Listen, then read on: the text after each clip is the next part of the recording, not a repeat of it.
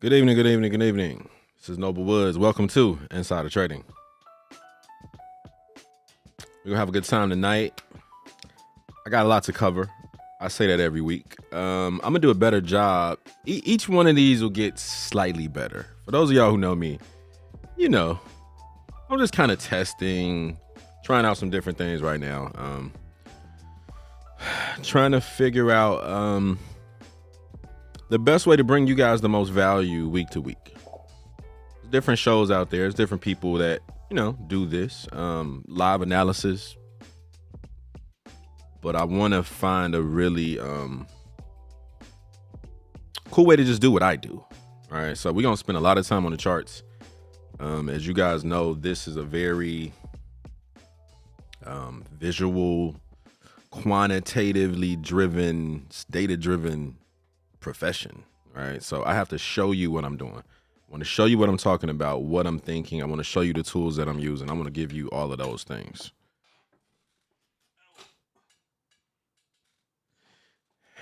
And we're going to do that every week, at least this month, Monday and Thursday. I will, again, in 2025, this will be more of a consistent show. I'm just trying to figure some things out right now. So thanks for being here. Let me know where you're watching me from. Let me know where you're watching me from. Let me pull up some things here to make sure I can see you guys' comments. As you comment, SJ said, y'all, I finally caught the live. Yeah, you finally caught it. You finally caught the live. You did. Okay, so here's what we're going to do today. I got some notes on the screen. As always, I want to start with market analysis. Just, where are we? What's going on? Right? Where's the VIX? When I say market analysis, think of top down. Top down. What does that mean? Start from the broadest, biggest index that everybody pays attention to globally every single day, the S&P 500. 502 are the best stocks in the country. It's like the Olympic team for stock. I used to always say it's the all-star team, but all right, Olympics just ended. So I think that's probably even a better metaphor. Probably even a better metaphor, right? The S&P is 500 of the best in the world. So think of it like the Olympic team for stocks. Olympic team, right? And they just happen to be domestically, right, grown companies. Oh, SG is out in Nashville. That's what's up. I was just out in Nashville. I was in Opryland with my family. Opryland. Water slides. I didn't really listen to a lot of like country music.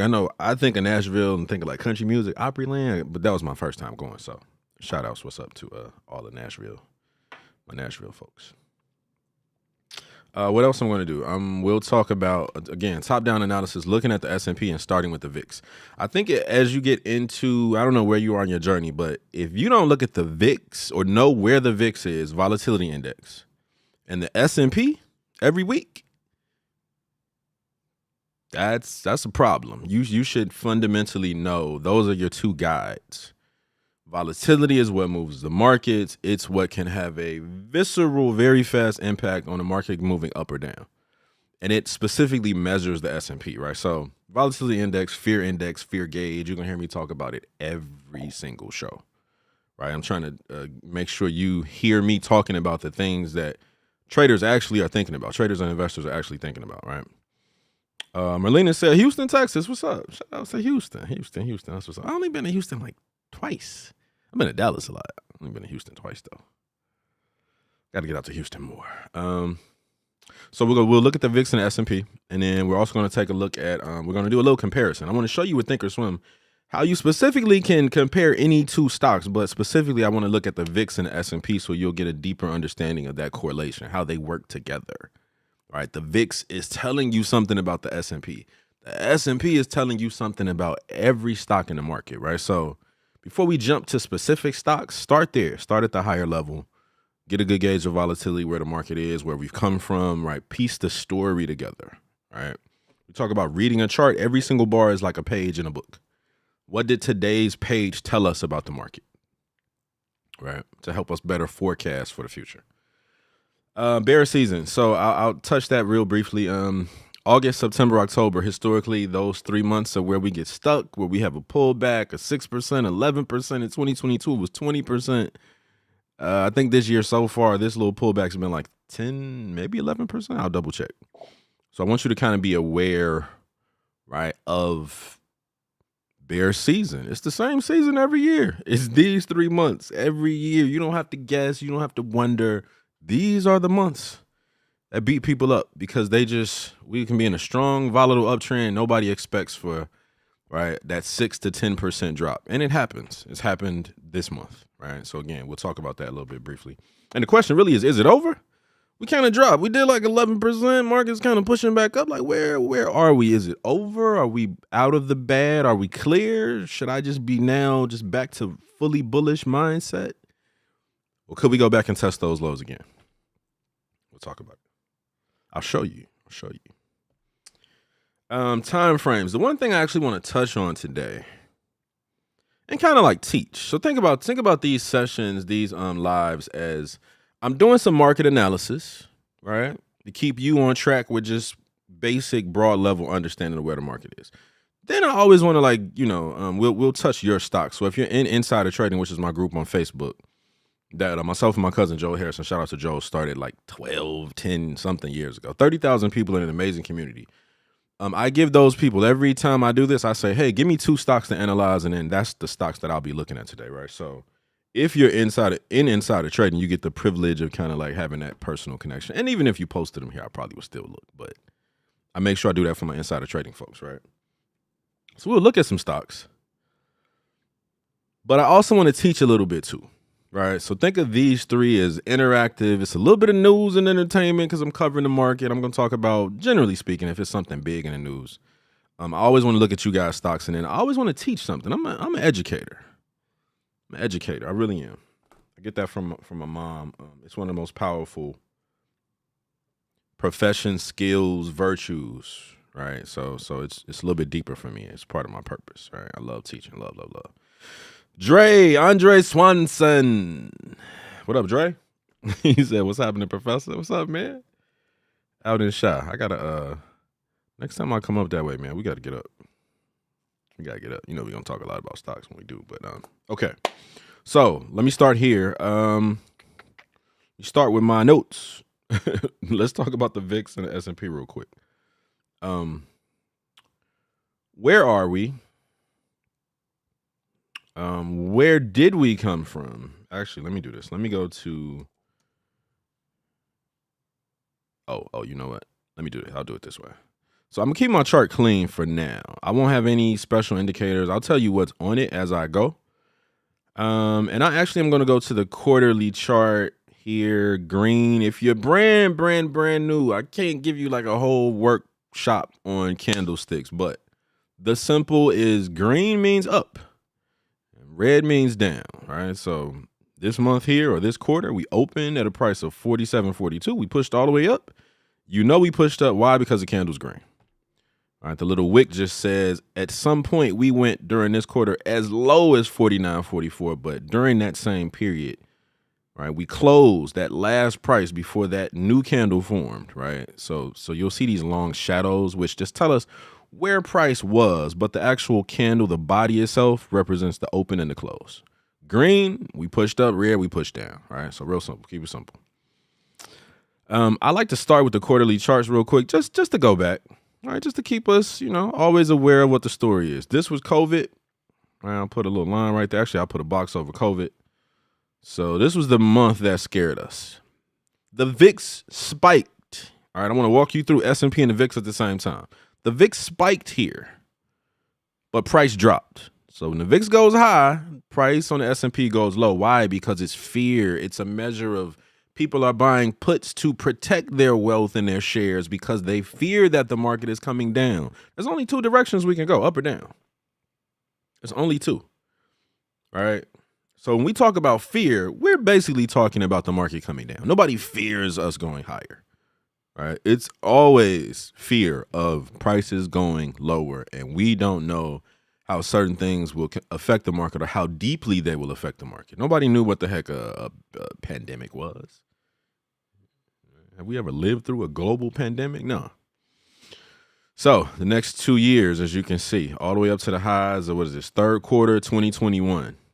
Buying, new highs. Had a pullback here, right? So for about 4 quarters, And then we made a bottom down here at about, what is that, 3,600, right, on the S&P. So when this period happened, the VIX also showed you that, right? It's connected.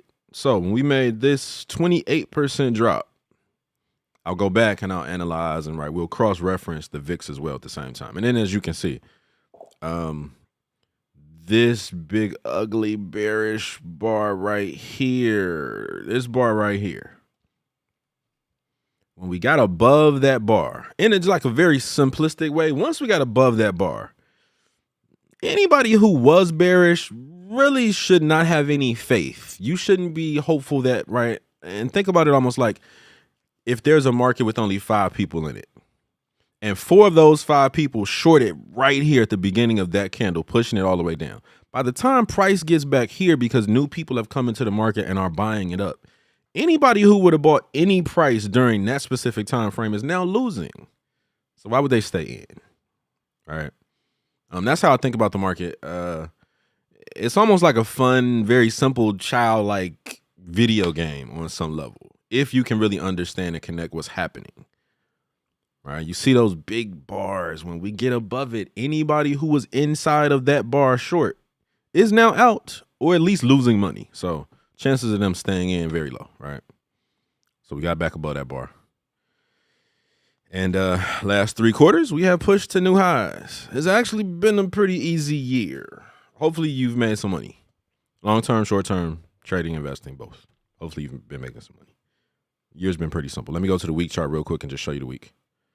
Starting from beginning of this year, which is right here. All right, so this was this year.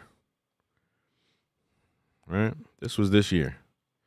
We just had 2 things happen. We had a little scare here, right? VIX spiked up, popped its 6% drop, and then from the highs here, how far did we go down? We went down about 10%, 9.75, just 10%.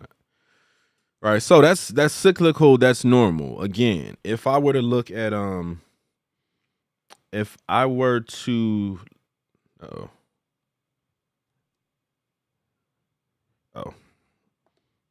it's working a little different. Oh, no, don't want to go there yet.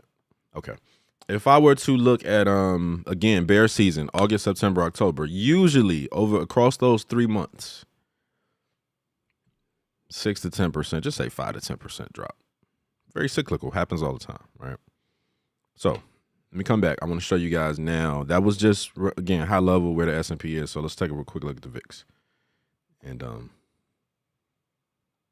show you where we are now. You know, I'll do the same thing. I'll go back to the quarterly chart for just a second. Now, I know you're like, what the heck is this, Noble? It's a lot of spikes. I can't read this. I don't really know what's happening here. Like, what the heck is this? So I'll do it this way. This really big bar right here, that was COVID. All right, that is the exact same time frame. VIX spiked. It jumped all the way up to 80. What is this? What was the high? 85. So the way that the VIX works, again, y'all gonna hear me say this all the time. And I'll start to say this less as I do more of these, right? Because you guys will kind of know my flow and what I'm using. But you basically, to measure the percentage of volatility that the S&P has, you just divide the VIX by 16. So when we got all the way up to 82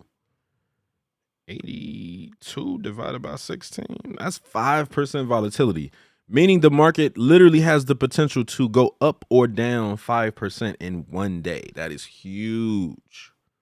That's huge. All right, and then you'll see another really, really big spike here all the way up to 65, which that was like 4% volatility. Right, that was recently, which is why we've had this 10% drop. So every time the VIX spikes, you're going to see the S&P come down. Most companies, 80% of companies in our market are going to connect to the S&P. All right, so let me do this for a second. Let me go to the day chart so you really can get the details.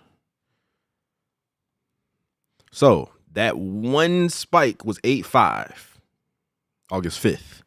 Where are we now? Now we're back down to 20. So the volatility has dropped. All right, think about that. We were up at 4% volatility. Now we're a little bit above 20. 20 divided by 16 is a little bit over 1. So we went from 4% Markets calm down really quick in, 4 or 5 days. Now, we still, because of like how the market flows, you still remember just 3 or 4 days ago. We're not really far off from that. So people are still kind of nervous, right? We carry like these emotions as traders and investors. That wasn't like years ago, right? That was just last week. Right. So we still have the potential, yes, for that volatility to kick right back up or to drop. Right. That's always what you're kind of faced with when you have these spikes of volatility. All right. I got a lot of questions about buying when we had that spike. Should you buy? Should you buy? Should you buy? Yes. Yeah. It's not even like really a thought for me. Whatever stock you love, when you see a spike like that, 4 or 5% volatility, should you buy? Yes. Yes. And I almost want to say without really thinking, and don't get me wrong, if we went back to like 2020, if the direction's down and the S&P is coming down, sure, I could like create some scenarios where you may need a little bit more thoughtful criteria to answer that question. But in general, yes. When the VIX spikes, it's just a sale. So let's do this. Let's jump over. Let me actually show you the comparison. So here's what will help. If you're still really trying to understand the VIX, right, and really get cemented with what it is. This is on Thinkorswim. I typed in comparison. There's a little comparison indicator that's right in there. So what I'm gonna do is I'm going to go in here. I'm showing you how to do this live. You click the little gearbox to the right. That's how you edit it or modify it. It's going to say comparison style. Do I want a line? No, I have candlesticks. So I want to compare candlesticks to candlesticks. So I'm going to change that to candle. And then whatever I'm on, it's going to compare. So I'm actually on the VIX chart, but this will compare a secondary security, right? So I want to compare the VIX to SPY, which is S&P. It's the ETF that most people are buying. And I'll make this one orange. Click OK, hit apply, click OK. Now, right here is a little confusing. It's like, no, but what the heck is this? So here's what I usually do. I'll go to a week chart to space it out, and then you kind of have to like give it, you really got to like go back. You got to zoom out. So you can move this, all right? You can literally overlay it perfectly in that way. What is probably the most advantageous really to show you is this right here in a real simplified way. So this is the S&P at the top, right? So when we had those 2 periods this year, right in here where we had a drop, 6%, and then right here where we had that 10% drop. On both of those, you will see that the VIX at the same time, the VIX basically pushed up to about 20 plus. So it pushed up to about 1.5% volatility. So think about that for a second. When the VIX, all this time back in here, all right, let me actually draw some lines. So this entire period here, all right, this period here, this was just buying, little small pullback, buying. This is very easy, very consistent. New highs almost every week after week, because we had a constant, continuous flow of volatility and everybody was on the bus. We're buying right now. Hey, what are y'all doing? What are you doing? We're buying. What are you doing? We're buying, right? It's just groupthink, right? Everybody's doing the same thing. The volatility is low. So I want to clear up a myth. I think a lot of people think you need crazy volatility every day to make money. If we're talking day trading, right, if we go there, sure, I understand. Of course, I understand the benefit of volatility for day traders. But unfortunately, so many of us get into this space, this profession, this field, and think the only way to make good money, fast money, or easy money, if I can even use the term, easy money, just meaning the trend is so strong, all you got to do is buy and relax and trust the data. Too many of us think that you can only get easy, fast, great money from super fast day trading, which requires way more skill, more knowledge, more experience, a team, a coach, accountability, some prayer. Like, you're not going to be an amazing, like being an amazing day trader is legit. Like, it's like walking on any court, on any basketball court in the world and being able to compete with the professionals that we just saw playing in the NBA, in the Olympics, from any country. If you think you're good enough to walk on a court and compete with the worst of the worst NBA players. I don't care who you are, you're going to get smoked. You don't have the skills. Your skill level is not high enough to compete at that level daily. All right. I think of trading the same way. Right. Day trading, super tough. But again, let me pull you back out for a second. What's the point I'm trying to make? This period here, let me go back to the chart. This period here, which was actually let me count how many that was real quick for y'all. This was, and this ain't like perfect, so I'm just eyeballing it, but this period here was basically, what is that? That's 18 bars. So that's 18 weeks. 18 weeks where the VIX, put a line down here to show you where the VIX was. Where is 16? 16 is right there. All right, so what am I showing you right here? I'm showing you that when the VIX is under 16, that's low volatility, not a very strong tug of war between bulls and bears, which means one side is going to win pretty easily every week. And that side all this year was bulls. Every week for 18 weeks right there. You can see it. That's the data. 18 weeks. Very, like, only maybe one of these candles is bearish. And you got like one or two dojis in there. And then we just push right back up to the highs the next week. Right, so you really want to be able to recognize those periods. It's so important. I'm going to be teaching the same thing 5 years from now, 10 years from now. I'll still be talking about, yo, y'all, guys, everybody, the VIX is low. We're in an uptrend. We're above that one standard deviation Bollinger Band that y'all know I love. That's the Noble Woods recipe. The statistics, the volatility is telling you this is the time. 18 weeks, low volatility. Strong trend, simple. But that was the past. We're not there right now. All right. So where are we now? We just got this huge spike. As you know, VIX jumped up to 64. China, was it China? Japan's market has some crazy stuff going on, right? I showed you guys, if you go back to my last few videos, I showed you Japan having its issues. How the Nikkei 225, which is essentially their version of the Dow, right? Their Olympic team of stocks got beat up pretty bad. No medals. No, Japan's not getting any medals in this stock market Olympics right now, right? So when that spiked, it's a global market. Japan sold off. Europe continued to sell off. And then America actually, it's kind of interesting. Let me go here for a second. And I'll just put this on a regular chart, SPY. Go back, and then I actually want to show you this on a 4-hour. So where that worst of that drop came was here during the night. That was right in here. Right, this is when Japan was right, giving us some problems, or giving the world some problems. It was right here.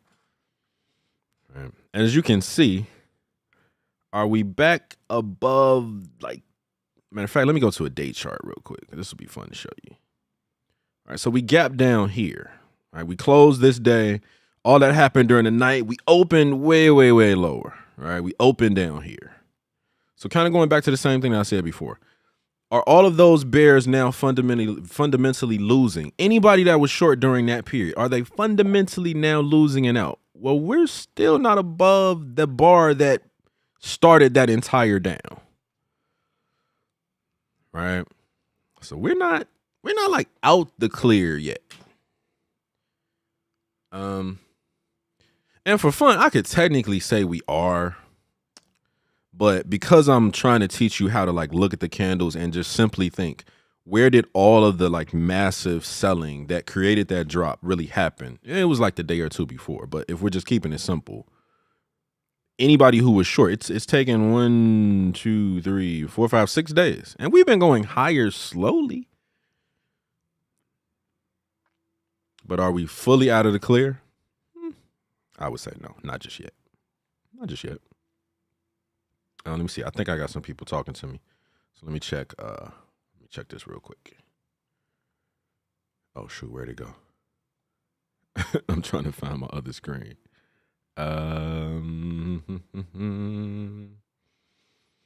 Where'd it go? Oh, I know how to get to it. Hold on. I'm still kind of there we go. A few things I'm still learning as I'm getting back, into like these lives every week. Okay, Andre. Christopher John said, yo, and then Zone for life. Zone 4 for life. New subscriber. Riding shotgun with you. Let's go. That's what's up, man. I appreciate it. Man or woman, I don't know, but I'm just assuming that's a guy. Appreciate that. Let's say Christopher John said Wednesday might push us back up or down. Yeah, we got a lot of reports this week. My last video, I covered reports. Go to Baby. You can go to a million different places. I like Baby Pips, their economic calendar, just because I've been using them forever. So you can use any one, but we got some reports coming this week. A lot of stuff coming this week. Yeah. Dre said reports. Those are two students of mine. Friends and students. See how they saying reports? It's like, yo, reports. You better know about what reports are coming out this week, right? So let's do this. Let's go. So I gave you that comparison. Pull that up. Pull up that little comparison tool if you use Thinkorswim. I've spent tons of hours using that to analyze the interdependent relationship between the VIX and the S&P, between NVIDIA and AMD. Analyze everything. Stuff that you think is kind of the same, analyze it. Look at the two on the same chart. I guarantee you're going to be surprised. You'll be surprised. Stocks that you think are virtually just copies of each other, they're not. Even they're in the same space.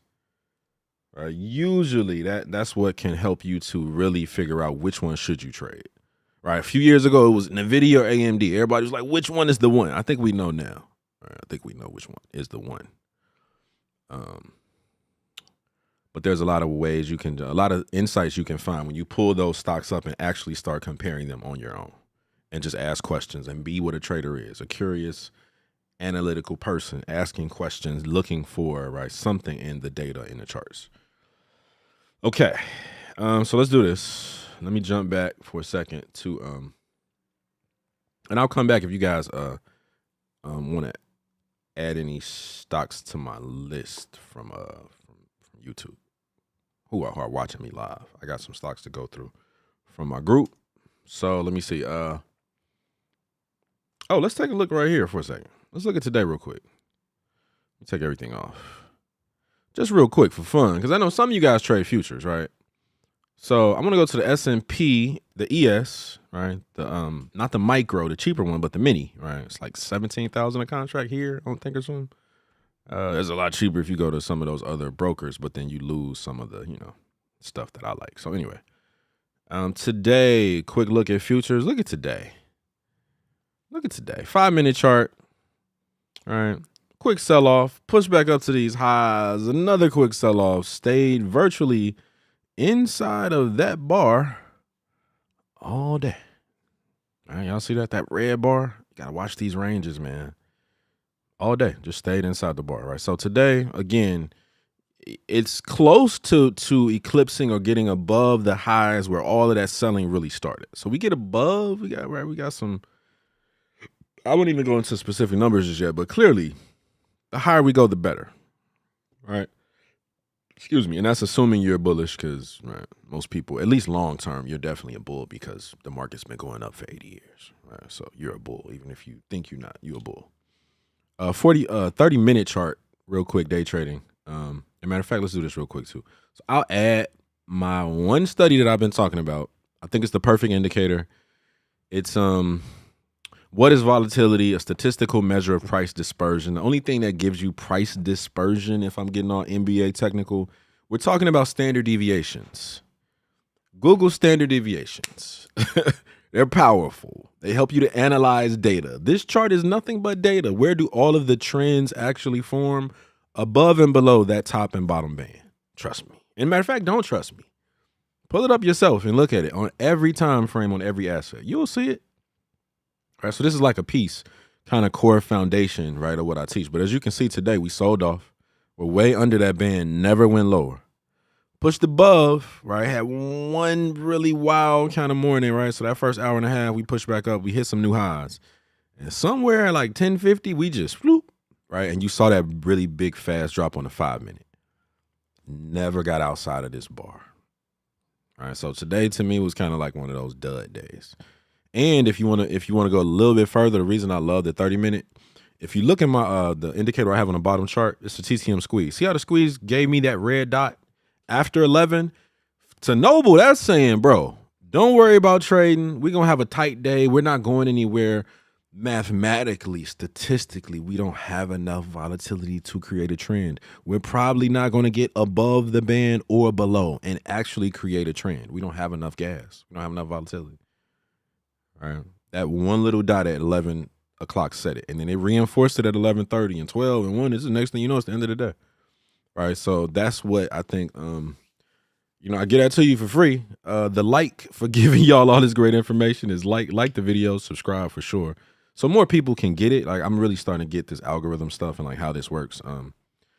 So yeah, like and subscribe to help some other people to see what you're learning, right? If this is valuable, if this is helpful for you. But yeah, so tight day didn't really go anywhere. No trend. And if you would have called me at 11 o'clock and said, what do you think is going to happen the rest of the day? I would have said nothing. Go do something else. Go relax. Because usually we get 1 or 2 red dots. We're not going anywhere the rest of the day. And then you just find yourself forcing trades that you really don't have to take. Unless we go down to different time frame, and that gets a little confusing, right? That gets a little bit more involved. So we talked about the VIX and S&P. We talked about how to pull up that comparison. Have some fun there. Compare AMD and Apple. Compare Microsoft and Apple. Compare NVIDIA and AMD. Like compare things that you think are just, oh, they're really the same company doing the same stuff. They're not. You'll be amazed what you can find if you spend some time there. All right. Bear season, is it over already? Let me go to S&P real quick. I'll go to SPX just for fun. I'll go to the week chart. All right. Let me pull that up for y'all. So we're here. Notice what was happening before. Right? This pullback, this little pullback right here. The VIX spiked up to 20, 1.5% volatility, right? Somewhere in there, 1.25, 1.3. Perfectly came down to the 20, which this is the average, just the average. That's why I love my system, this Noble Woods method. It includes this statistical lens, right? So you should know if you're watching anything I do, if price is blue candles just hovering above the 1, that's when the money's made. That's when the uptrends truly form. That's when we create those higher highs. That's where we were if you just would have looked at the S&P on a weekly chart, not a daily, but a week, just to give it a little bit of room, sit back. 18, probably more than, and that was just that little period that I kind of blocked off. More than 18 weeks of nothing but consistent, systemic, clear, not complex buying and strong volatility. So price was going up and volatility was increasingly, what's the best way to say it? Strong volatility, not necessarily increasing, but you need and think about it almost like this, like a boat. I don't know. To sail, you need a certain amount of waves and current to just push the boat. If you don't have any, no movement, the boat's not going anywhere, right? You don't need a tsunami to push the boat, right? People, I think you need a tsunami. No, you need enough of a nice, consistent breeze, enough volatility just to push that thing out, and it'll just keep going, right? Without a lot of wind fighting. So when volatility is under 16 on the VIX, it's a really good time for swing traders and folks who are a little bit more long-term focused because there's not a lot of pullbacks and drops. That's what I'm trying to show you. Okay.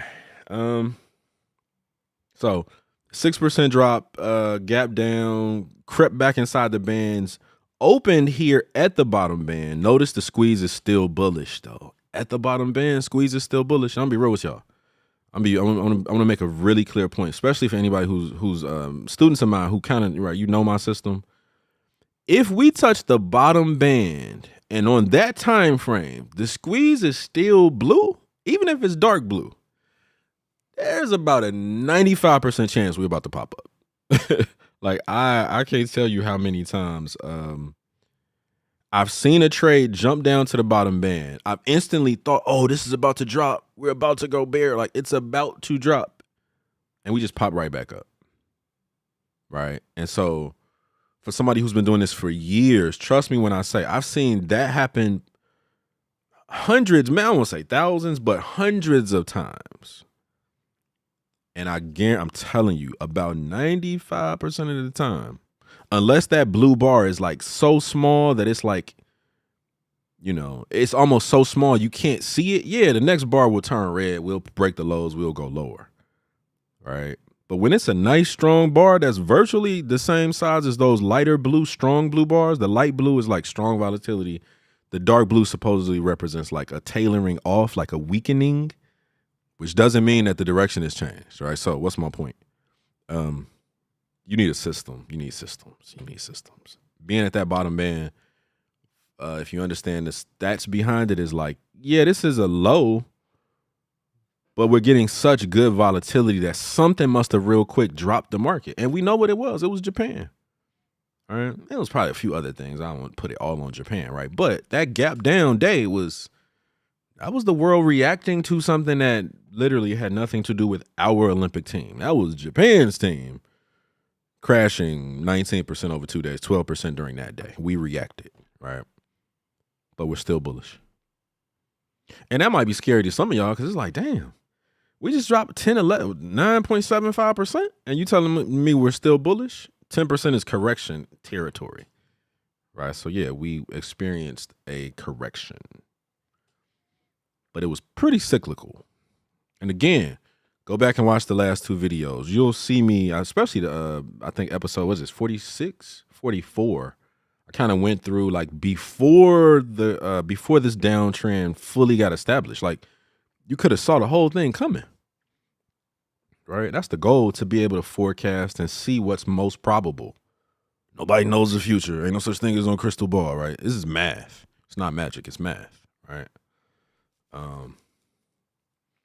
Now, I won't even say that. I was about to say something. I won't say it. Okay. So S&P, blah, blah, blah, blah, blah. Let me go back. So is it over already? No, because the season itself isn't over. Anything can happen September and October. Another global market could crash next week. And we're right back down to the lows. Anything can happen. Did you know Japan was about to crash and drop 12%? No, because you would have been short if you knew that was about to happen. Right? Nobody knew it. So again, historically, September and October, right, toughest months. Usually create a range, create some, right? We've gotten that 10% drop, correction land. Is it all back up from here? Like, where do we go? So far, right, we've had one really strong week where we've pushed back up. Volatility is still pretty much bullish, right? Which is why we pushed up so hard off of those lows. A lot of people just buying. Just a big sell opportunity, right? Okay. Let me see what time it is. Oh, it's 8:45. Okay. That's cool. 45 minutes. So let me do this. Let's talk about time frames for a second. Time frames. Actually, hold on. Let me check something. Check something real quick.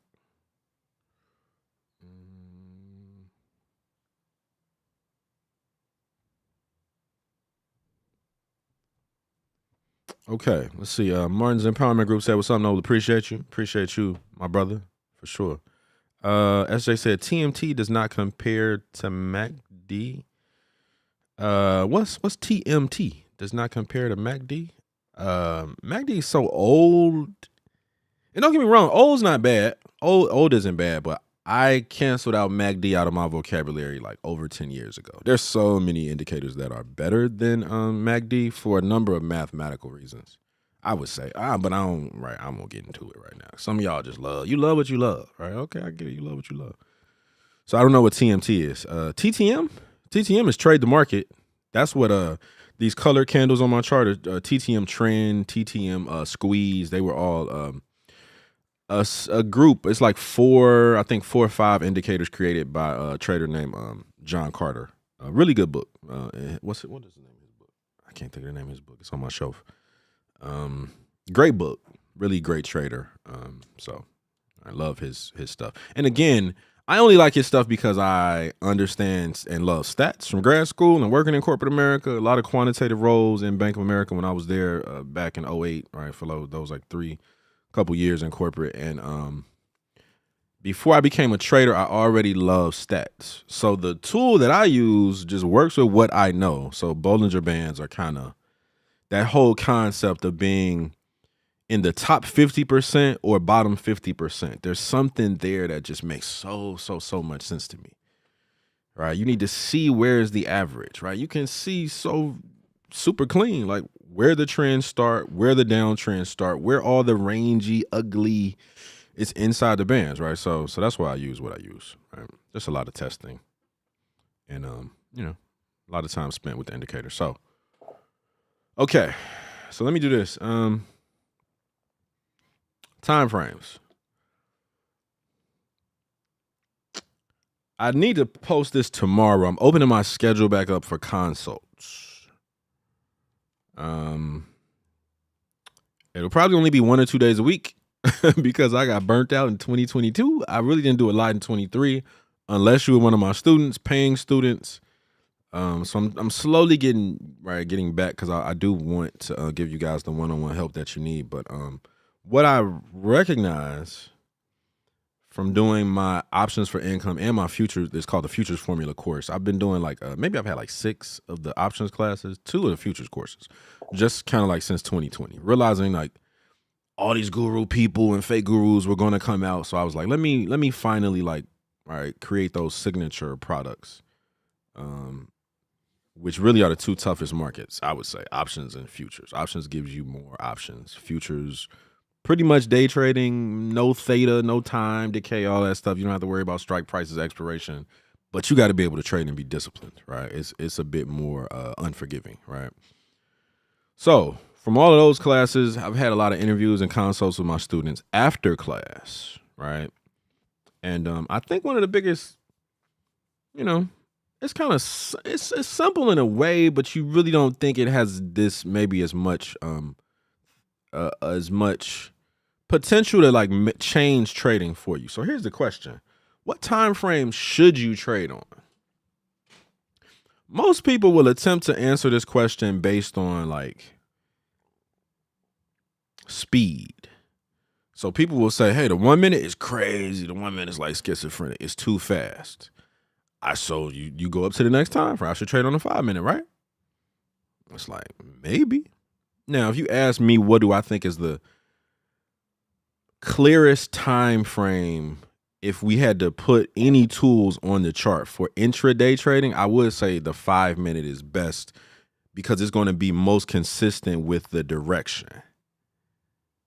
Pause. But why should you trade the 5? Just because I said that? If I say it's the best time frame, I'm only speaking that from a perspective of which one is most closely going to show me the new trend developing and be right, versus give me a lot of fakes all day like the 1 minute. The 1 minute will be all over the place, right? So you almost need to go to a higher time frame to see things clearer. Is the 5 minute better? Yeah, but is it the best time frame for you? For you, I don't know. Do you work? You got kids? Are you in a tough patch right now with your spouse, with your person? That stuff matters. All right. If we're talking swing trading, what's the difference between the 4 hour and the daily? Why does everybody look at the daily? Every chart I see is the daily. I'm like, is nobody thinking about anything other than the daily? You gotta think. All right. So when you start actually thinking about time frames, here's the ideology, the philosophy behind it. For you to take a trade with a very specific system, like this Noble Woods method, here's what you got to do. You got to analyze the chart. You're looking for, what I teach my students, you're looking for a trigger. You're looking for a candle that gives us something so specific. If we break the high of that specific bar, it's time to get in so we don't miss this developing trend, right? So the precision is important, but so is the time frame. Because here's the thing. If I'm trading off of a day chart, I need to see every single day. I need to come home. I'm usually always at home. But if you're working a 9 to 5, 60, 70, 80 hours a week, you need to be able to see every single bar because you're patiently waiting and analyzing, waiting for the market to give you what we want. You're waiting for the trigger candle, right? To then do something if the market gives us what we want again, right? If I'm bullish, has to break the high for me to get in, right? Once I identify that candle. So think about it. I gotta watch every single day chart and question: is this the trigger? Is this the trigger? Is this? Nope. Is this right? Nope. Is this what I want? Nope. Is it? Ooh, this is almost close. Then today, okay, this is the candle. Now you got to start thinking through the trade. You're setting up the trade. If we break the high of this candle, blah, blah, blah, right? There's rules, there's criteria. Okay, cool. We break the high, you get in. Now you're in the trade. You got to manage the trade. So you still need to watch it every day. All right. We hit your target. You sell off all your contracts. You said you made 300%, 200%, whatever. Something that make you feel good. You didn't even hold any extra contracts. You just took your profit and got out. Okay, cool. Now we're out of the trade.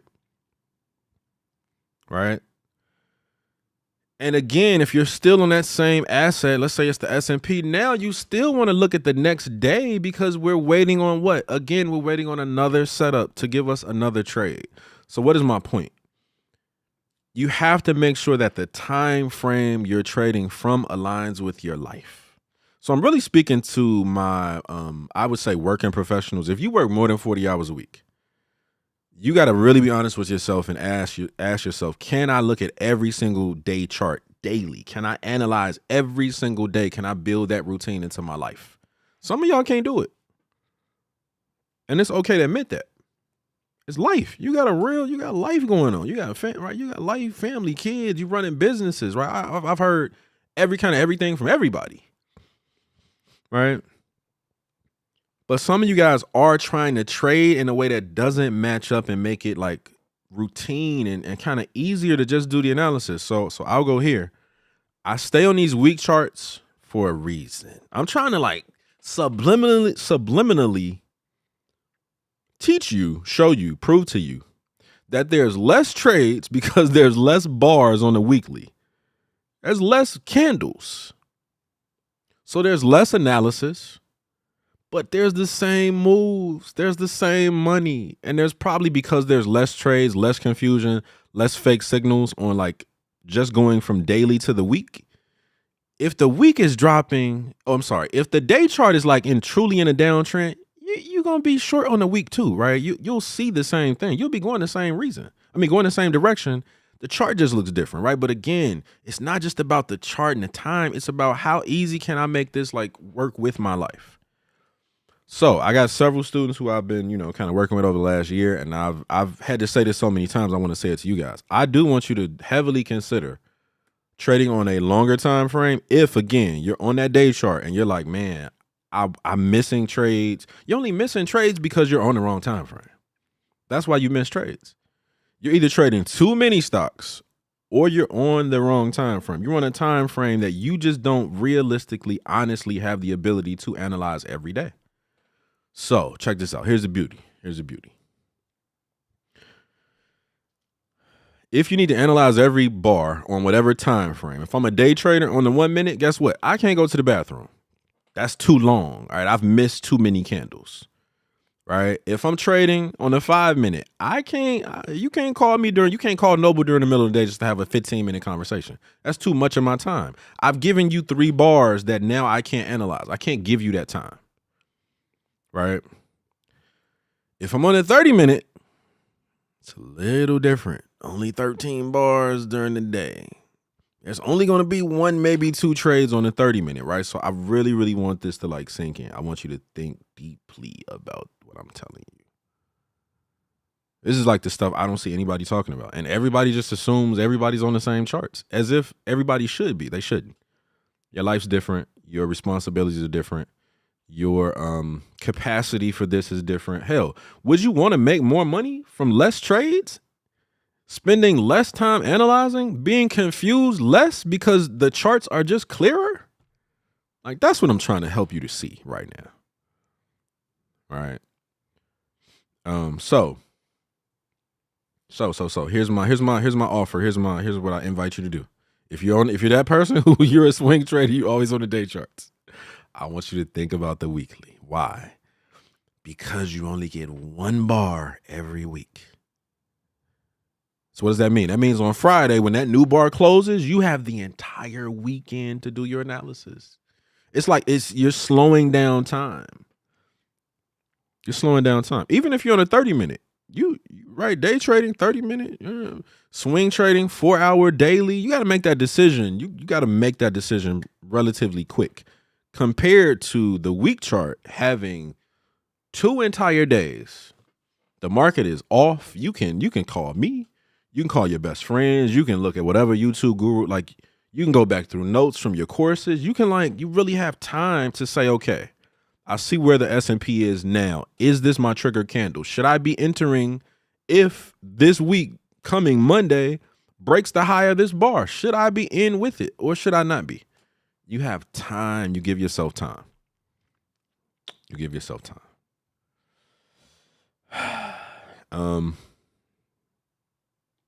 And I'll do this real quick, just for fun. I'm gonna go back for a second. Go back to the S&P, SPY. And let's go back to the beginning of the year, which was right here. All right, this was the whole year. This was the entire year. How many trades are right in here? Then depends on who you talk to. Depends on what system you have. Depends on what the specific parameters are. But how many trades are here? If you're trading and can't look back and say, if I was perfect, if I perfectly could execute exactly what my strategy is, if you can't tell me how many times you would have won or lost because it's that specific, that precise, the rules are that clear, you don't even have a system. So that's a problem. That's part of the problem. All right. What I can tell you is this little bar right here and this little bar right here are pretty much the exact same bar to noble students. Why? Because this is the first time this year, only 2 times this year on the week chart, we crept back inside of those Bollinger Bands. All right. And what I know is before any uptrend can turn bearish, we have to go from top band to bottom band. And what I know above that is there's an even higher statistical chance that if we creep back inside the band, we're going to go back to the average. Really, really high percentage chance, right? So your short was right there. Your short was right back there, right? You got a short period of time to short the market when we're this bullish. Or you could just not even worry about shorts. Stay long. All right. There's a couple longs here. I won't even put them on the chart because then you're going to be like trying to like fully assess and think you can like learn the system from watch these videos and you can't. I'm giving y'all like 5%. Right. I just can't give it. I can't teach you everything. Right. It's too much to teach you in these videos. Right. But again, inside those bands, that's where it gets a little tricky. We get back above. That's just where that strongest current of volatility exists mathematically. We get back up to 550, 555. You know where we're going. We're going higher. We're getting back in that stream of agreed upon volatility by everybody who's buying. All right. Okay. That was a lot. But let me see if I got some questions.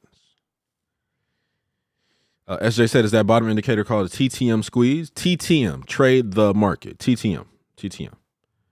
Thanks for explaining which time is better when evaluating leaps. Oh, great question. Yeah, great. See, this is why I need y'all.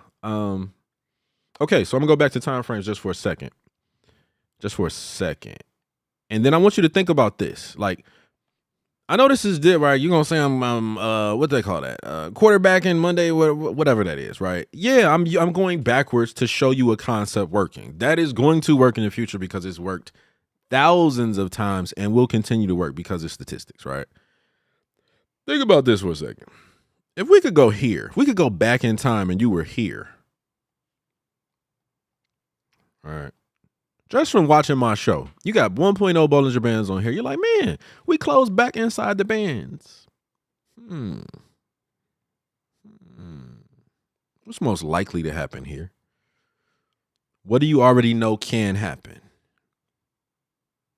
Before we ever go from uptrend to downtrend, what have I told you always happens? We have to cross from top band, bull side of the court to the bear side of the court every single time on any time frame. Same thing on the 1 minute, the month, the quarter, the year. It's the same thing.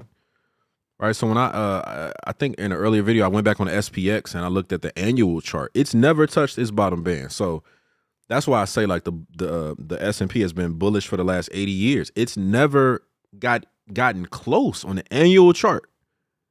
Annual chart, bigger, longer view, real investing view, never got remotely close to statistically being in a downtrend. Never. All right, ever in 80 years. Probably gonna keep doing that for the same reason. Right. So again, if we're here and we break this low, what do you think is gonna happen? Well, I would have said we're probably gonna drop to the 20. Because we're always like this movement, that's what it's always attempting to do.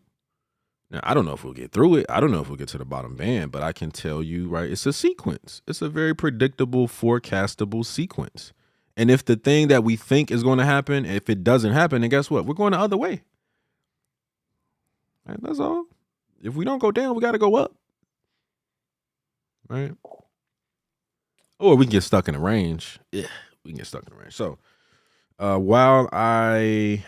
quarterly. So last thing real quick, because somebody asked, I forget who asked, but I'll go back and check the name. I want to change it to a quarterly chart. I'll take everything off for a second. Quarterly chart, take everything off. This is the S&P. This is the quarterly chart. I think if we're talking leaps, which are long-term equity anticipation securities, basically if you're buying options contracts 1, 2, 3 years out, what time frame do you analyze to predict something that may not actually occur for a year to two? You don't want to use the day. You don't want to use the week. You don't want to use the month. You want to use the quarterly. And think about it like this in an easy, in a simplistic sense. In like literally every trade I take, all I really care about is the first bar or two going my direction. Like that's why there's like you'll hear me say the word precision a lot. You're gonna hear me say it a million times in the next year, because again, I literally have about 200 videos getting ready to fully drop. I just got to change like one final thing. Like it's been a whole year process getting here. Right, so there'll be a lot of one-off teachings, kind of the normal, not these lives, but just videos for you to go back and just learn one specific thing, right? I love talking about leaps because I've never seen anybody flip to a quarterly chart, and I'm like, how are you predicting from a day chart what's going to happen 2 years from now? Just fundamental news? I need price and volatility to tell me something, right? So even if we're here on a quarterly. Look at this. Go back to COVID. COVID tested the 20. Back here, got really close. That was just testing the 20. Right. So I won't go too much into it. But when we somewhere up in here and we got back above that 1, you'll see we got back above the 1, kind of like right in here. And also at the bottom, the squeeze started to tell you that the volatility is like it's back to light blue. We're getting strong volatility. Market pushed up, right back up. Right. So yeah, I for 100%. I would say if you're thinking about leaps, you really need to look at the quarterly chart. It's just gonna give you like that view where you can see a couple years really quickly. That's all. Again, I'm gonna go to this one last one, and then I'll start jump on you guys' stocks. Classic example. I forget who told me this. Hopefully, she's not mad at me for sharing her business, but I'm not saying your name. I just use these for teaching purposes. She was in some group a couple years ago. They told her they told everybody in the group that they should be buying PayPal for I think they bought leaps a year out, and this was like pretty much because we connected it back. It was here. All right, it was third quarter 2021. We're inside the band. Just from watching this show today, what's most probable to happen? A regression to the mean, price pulling back to the 20. It's a statistical tech concept, a statistical phenomenon that just happens. We come back to the average. The best player in the world is going to come back to his average at some point. The best runner is going to come back to his average at some point. You can have an amazing week. You're going to be feeling great. You got a promotion. This happened, that happened. At some point, you're just going to come back to your average. All right, it's just life. All right, so she lost a lot of money because whoever was running this group just really had no understanding in-depth understanding of what trading actually is data analysis. So why would you be long here? Why would you be long here 2 years out when we just crept back inside of those bands, and that's where all the reversals, the downtrends will start out of an uptrend. It wasn't a high probability setup. And all we did was go lower. There's nothing you can do. Nothing you can do. All right. So yeah, I would say the quarterly for sure is going to be your go-to. It's my go-to. It just makes sense. Nothing else really does. And the year is like too long. Right? The year is too long. But you could look at the year too, right? Just, for fun. But I think that quarterly is perfect. Okay. So we talked about the VIX and S&P. I showed you where we came from. I showed you where we were, where we are now, kind of pushing back up above that 20, right? Bounced off that band, pretty nice. Squeeze still giving us pretty good volatility. Is bear season over? Technically, no, because we're still in that time frame of August, September, October. Anything can happen. We're still bullish, even though it's bear season. All right. Time frames. I want you to think about what makes the most would make your life a little bit more comfortable, because if you're struggling to see the charts every day and you go up to the week, you're really still going to be fundamentally going the same direction as your trades would be if you were on the day chart. You just can relax a little more. If we're talking options, which I'm sure we are, you can buy out of the money because you're giving them months to move. So you don't have to buy at the money. You don't have to buy in the money or at the money when you're giving it that type of time, right? If you have a strong understanding, right, of volatility and trend direction, right, you want it to move and go out and get to your right. So that's how you kind of work. And you can make same, again, there's no percentage you can't make on the week chart. You can make 100%, 200, 500. Like if you're that person who's like, I can't make as much. Oh no, you can. Because again, I showed you guys this year, we had a run where the S&P just for 18 weeks. That's pretty nice. I don't know what else you want. If 18 weeks of slow, consistent buying, higher highs doesn't get you happy, I don't know. I don't know what will. All right. So again, don't be afraid. Don't let like this cultural allure of fast money keep you from being profitable. I guarantee if you're struggling and you're on a day chart, if I force you to trade off the week, you're going to have less trades. You're going to give them more time. You have more time to analyze the trade. It's a win-win across the board. It really is. All right. And anytime I'm like telling somebody this, usually I can feel that like, oh, but it's too long. Like I want to make my money fast, but you ain't making no money now faster. All right. So we got to assess. Got to be honest, really honest with yourself about your performance. All right. For some of y'all, it's just you're just on the wrong time frame. That's all. You'd be amazing if you just slowed it down. Just slowed it down a little bit. Different time frame. Okay. So that was my spiel. There. What I'll do from here is I'll do this. I go to my group every week and I say, yo, give me 2 stocks. There's 30,000 people in there. Insider trading. Insiders is what I call you guys. And I say I will analyze. So what I'm going to do really quick is let me pull up let me pull up my chart so I can see what people told me to look at and write these down because I don't have them written down. Okay. SMCI, AVGO, ABT, Lily. Oh, let me say some names. So Andrea Cook, SCMI, AVGO. Lindsay, I think that's how you say it, maybe. Lindsay, ABT, and Lily. Shanika Jackson said ELF and ZS. She said, I'm really trying to master, she quoted me, you should be able to quickly tell. So I'll come back and tell you what you should be able to quickly tell. Crystal, what's up, Crystal? Crystal wants me to look at Apple. I wrote Crystal, Apple. I think that's it. Alicia gave me. Oh, is that an L or a R? Let me try that real quick. Maybe I typed in the wrong thing. Hold on. Wait, where am I?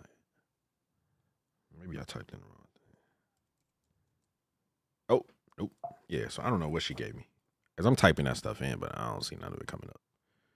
So I don't know. Maybe that was crypto or something. I have no idea. I don't know. Okay. Let me check one more thing before I start those. Before we dig in there. Embrace Grace, what's up? Said, which TF is better for intraday futures trading? Oh, which TF, which time frame? I'll say this. The 5 minute is if I'm focused, if you're focused, if you have a system, if you have my system, if you're really clear on the entries and exits, I probably would lean towards the 5 minute because I know it's going to be it's going to give you a little bit more detail. For me, the 15 is too long. The 1 is really fast, but I can trade the 1. I mean, I can trade anything, but I've always loved the 5. Now, if you were to ever, let's say you were to join my futures formula class, which is coming up in October. I tend to go back and forth between the 5 minute and the 30 because I want to show you that every time the 5 minute really starts to move statistically, right, it goes where I want it to go, the 30 minute is moving as well. So they're so closely aligned. Like if we have a bullish day, we're above the 20, the average on not only the 5, but also the 30, right? So the 5 and the 30 for me are like a really fun recipe. And then I also, if you think about it, in one 5 minute bar, there's 5 minute candles. So I fundamentally look at the 5 minute the same way I look at the 5 minute and the 1 minute the same way I look at the day and the week. You could trade the day chart, cool, or you can just go to the week. It's just like getting off the 1 minute, which is a little crazy, and going to the 5 minute. A little more calm, a little more balanced. It's easier to see the trades. Now, I love the 30 minute because over the last few years, I just asked myself a lot of questions, and I'm like, if this is a puzzle and there's analysis and decision making and stress, and I'm doing this for myself, my family, future family, right? We got all of this mental stuff that comes with trading.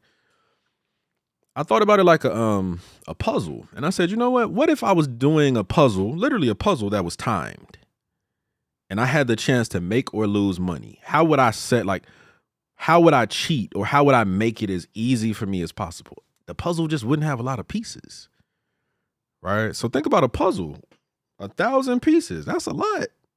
5,000. That's a lot. That 1 minute is a lot of candles. Even the 5 minute, there's like 80 bars.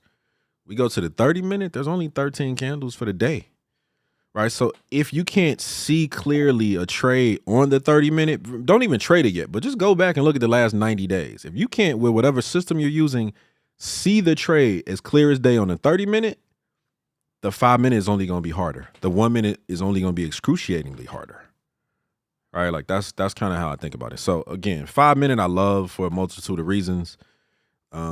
But it's involved, it's intense. You gotta watch every single bar, right? And keep watching the channel because I got some stuff that I think nobody.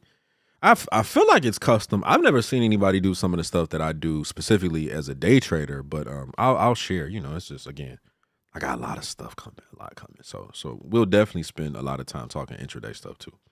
Great question. Crystal said, can you give us an example of how someone's can you give us an example of how someone with a 9 to 5 would use the week chart? Yep. Can I get info on your class? Embrace Grace.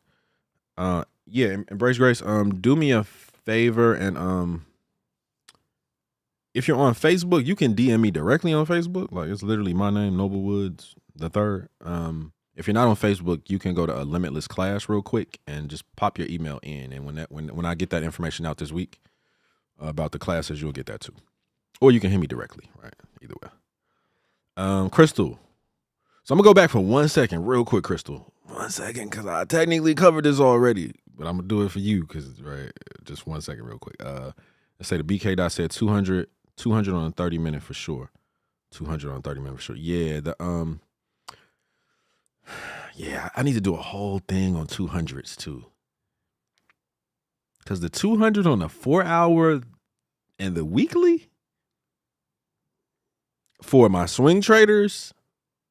Oh, they're just it's magic. Oh, there's magic. There I go, breaking my rules.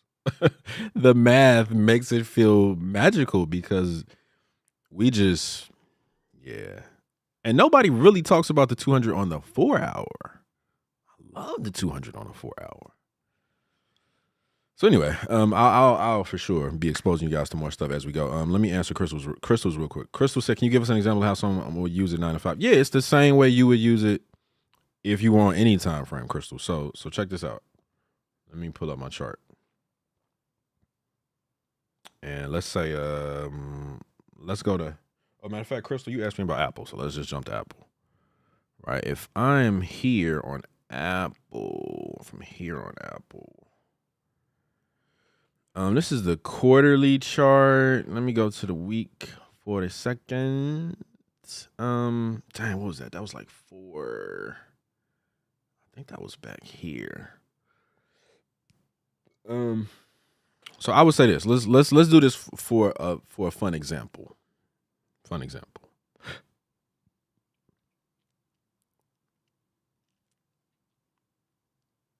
I'll do it on 2 different time frames. Oh, I'm already on Apple. Let me do it on 2 different time frames. I'll go to the 4-hour. Let me go to the 4-hour. Let's say right now where we are. Matter of fact, I'm gonna take everything off. All right, so forget about my system just for a second, because I know, right? You guys, right? As many people are gonna watch this, like nobody knows my system other than my students who have literally gone through those 80, 90 hours of grueling, very patient, thoughtful, methodical, step-by-step building of their level of complexity, starting from basics. In these videos, I got to keep everything kid-friendly, basic. Right? I don't want to, but I have to, right? Because I don't have you continuously enough to like build it up, right? So if today, Crystal, if right now, based on your system, this candle right here was the trigger. This is the candle that is telling you. Now let me kind of preface what a trigger is to me. It's a candle that mathematically, where it is based on some other based on the other criteria that your system uses, MACD, TTM trend, a crossover, Fibonacci, whatever the hell you use, something should be like, this is the candle that now gets me like, okay, I'm not just watching, I'm no longer analyzing. The market is giving me what I want, right? For me, for Noble Woods, that's always, if this was my trigger candle to go long, I would get in if we break the high of that candle. All right, so what I was saying about the week is very simple. If you have a system, right, and this is a weekly bar, this bar closed on Friday. Now, this is a 4-hour chart, right? So you got to make this decision by the next morning. Right, if we open tomorrow a little bit lower and then we push up and break 218, you got to be ready to take that trade. Right, if I go to the 15-minute, right, just think about like how trading funded, like the process, right? You got to analyze something and say, hey, this is the candle, like this is the bar. This morning, if based on your system, this just right at the open, this first 15-minute bar was the trigger, then you got to real quick, you got to be ready, because boop, we're right there. Now, you got stuck on this bar, which gave us another 15 minutes, but from the time this bar closed, you only have 15 minutes to place this trade, right? You only have 15 minutes to place that trade. And clearly, I mean, right, if this was your system based on whatever, yeah, you would have been in profit for an hour later, you'd have been in profit. You'd have been fine. But I'm trying to get you guys to think about the timing. If I'm doing this on a 15, you don't have a lot of time. If I'm doing this on a 5-minute, right, first bar of the day, right, you that trader, you want to kill the open, okay. All right, that was the bar. I'm just assuming that maybe, right? Just assuming this was your trigger. How long do you have to put that trade on, take it off, talk yourself out of the trade, the doubt, the fear, all the stuff that psychologically messes us up? You don't have time to work through it because you on these super fast 5-minute time frames. All right. If I go to a day and we're right here where we are right now. Matter of fact, let me take everything off. We're where we are right now. If based on your system, right, today was a trigger. And if we go higher tomorrow, you got to get in. You have until tomorrow morning to really figure out what strikes am I going to buy? Am I going the right direction? Like you only have a certain window to make sure you want to take the trade. If we go to the week, all right, this week is still in play. So we're not even finished this week. So you got Tuesday, Wednesday, Thursday, Friday to just let this candle finish completing itself. Then, and matter of fact, let's pretend again that this was Friday, right? So if today is now Friday, right, and then this candle is the week candle that closed, now what are we going to do? Now you have all of Friday, all of Saturday, and all of Sunday to think about your strikes, your target, how much you want to spend. Maybe you want to run a straddle or a strangle. Right? Maybe you know how to run iron condors. Like maybe you know what I'm saying? Like, but it's in the time. It's in the timing. You just give yourself more time in between this candle closing and the next candle forming that may trigger you to actually get in. And again, Crystal, this year, go back to SPA for this year.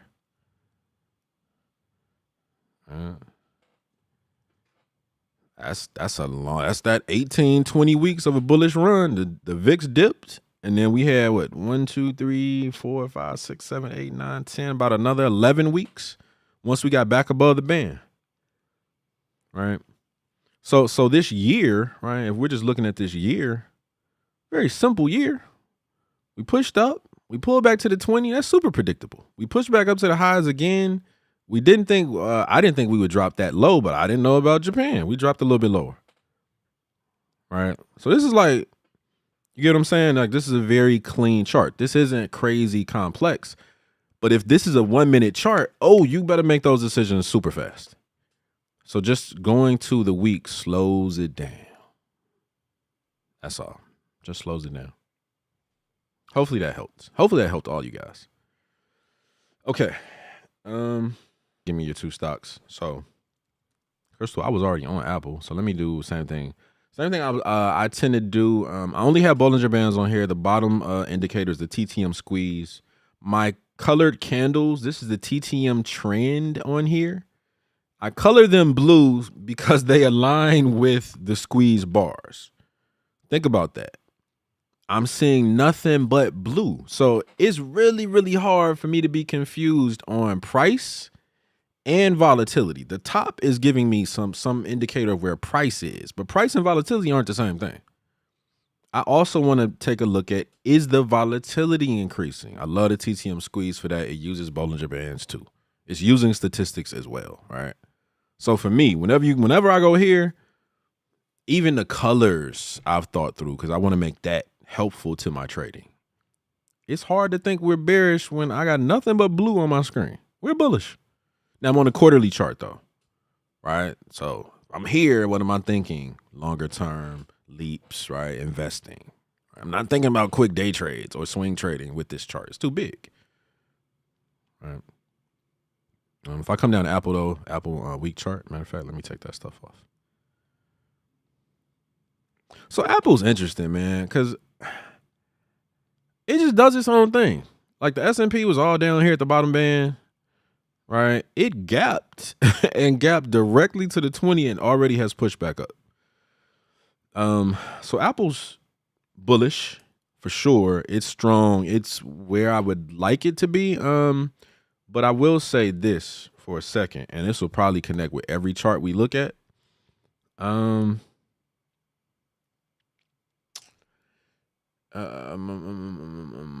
was something I was looking at earlier. I was trying to make sure I show you guys. What was it? Oh, okay. So day chart on the daily. And this 20, which is the average, is kind of angled down. Now you know why it's angled down, because we had this huge drop really fast. Volatility spiked up to 4% volatility. Japan's blah blah blah. Right, I'm giving you guys the story. If we push higher, right, where are we going? If we push up tomorrow, we're testing 540. Right, testing 540. So if I'm here on the week chart, the week is still bullish. We're back above the 20 really quick for Apple. I'm sorry. We're back above the 20 for SPY, right? Whereas on Apple, we're pretty much already back at the top band. So if you got to almost kind of like cross-reference those, if the S&P just pushes up a little bit to try to ride just in this recovery, if you will, if this is it and we don't go any lower, that 10% drop is it. This correction stands at 10%. We get back to the highs next month, the month after, right? Maybe we range. I don't know what we're gonna do, right? I can't predict that. I like that Apple bounced off the 20 and is right back near its top band, because again, that's where like the good volatility exists. But I would be lying if I said that reports and random stuff can't kind of push us right back down. It's possible. All right, can we go back and test this low? If I go like to a 4 hour to just show you where we were, can we get back down here? Possible. Probably gonna need like a really strong catalyst, meaning report. All right. So Apple does look good. The longer time frames are super bullish. S&P's have been pretty clean all year. Apple tends to perform better. So yeah, I would say that we Apple's probably almost a I probably can't get away with saying that it's a preview of what the market is going to do.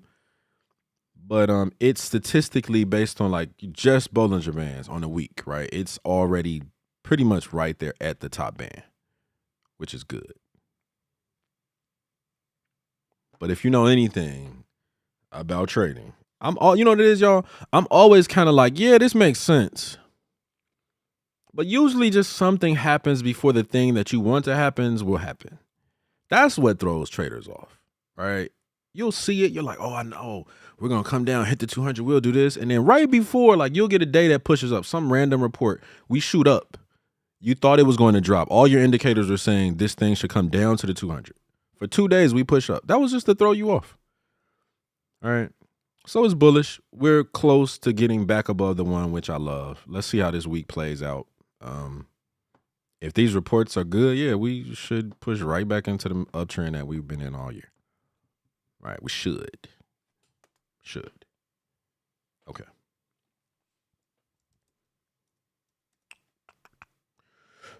Super microcomputer. So let me take everything off. That's a lot of stuff. Quarterly chart. I don't know what happened here. Huge move. Man, what percentage is that? That's crazy. One quarter, this thing jumped up 350%. Right. Volatile. Moving fast.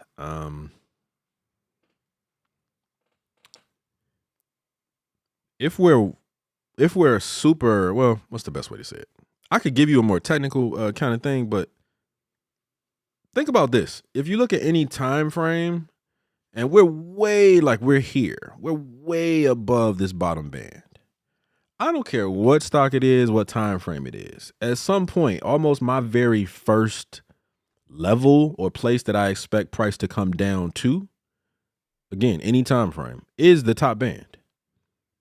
Right? And so I'm saying that to just say, without really going into it, somewhere in here on some smaller time frames, you really can kind of connect the dots. That's why I love my system so much, because I didn't, it's almost like I discovered these things. I didn't invent it. But if I just had the knowledge to look at the quarterly, whenever we started this downtrend, which must have clearly been on the week, the month, day, like when we started to make this move back down, it's like, oh, where are we going? We always come back and touch the band. Always. That's just like, that's the math. That's so cyclical. That's not even like forecasting or predicting. That's just something that is going to happen. All right. And so these really big moves like that, if you ever see something that's just way, way, way outside of that top one band, even if it comes all the way back down to the band, it's still bullish. Like, it's still really strong and bullish. It's just so volatile that you almost don't even know how to like gauge it the right way. Right. And let me just look at how much this drop was just for fun. So from those highs, this thing on the quarterly came down 62%. And it's still bullish. Right? And that's crazy. I know but that's also looking at like, right, a longer term view of it. All right. Longer term. Now, we dip down to this quarterly. Weekly, it's going to look a bit different. All right. So if I go here to the week, matter of fact, let me take all this stuff off again.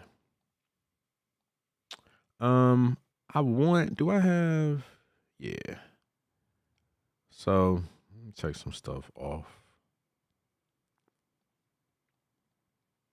Okay, so I'm back on the week. I wanted to have the 200 and I need to go back to Apple real quick too. Matter of fact, let me check Apple real quick. Where's Apple's 200 on a week? Should be under us. Yeah, there we go. Okay, so yeah, Apple looks good. We're back here to supercomputers. So check this out. Week chart. We were ranging inside of this bar right here. We ranged inside that one bar for a minute. All right, this bar right here, 415. 415 was the exact same week that the S&P dropped that 6%. And it was also because the VIX spiked up to 20. All right, so again, I started with the S&P and the VIX for a reason. I'm telling you, it makes analyzing everything else a little simpler and easier. Why did we drop? We peaked back inside the band. We ran to the 20. Why? Because the VIX. The whole market pulled down 6%. So something this volatile, yeah, of course it's going to drop. All right. Matter of fact, I'm going to just go from the highs of that week to the low. Yeah, that was 35. Oh, my bad. Wait, hold on.